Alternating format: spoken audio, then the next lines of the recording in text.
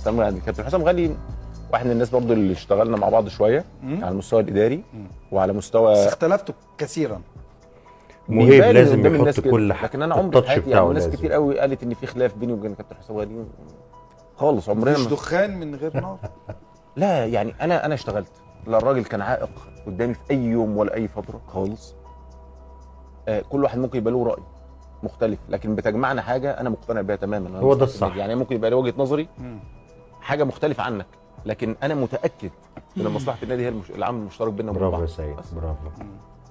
يعني انتوا الاثنين مصلحه الاهلي، يعني مصلحه الاهلي هي العامل المشترك بيننا. ممكن قاعد يقول يعني ازاي وانا مش هوقعه ولا ايه؟ النيه والشخصيه طبعا مليار في المية مصلحه الاهلي يعني. النجوم ساعات بيصطدموا ببعض. النجوم بس يبقى عندنا النجم الاهلي طبعا. ايوه بس برضه النفس اماره برضه ده لما يبقى في حاجه اصلا تبقى اماره، لكن هو مفيش حاجه اصلا. يعني في الاول والاخر انا وكابتن حسام غالي اولا لعبنا مع بعض، دي ميزه سيد ابو ثانيا حفيظ.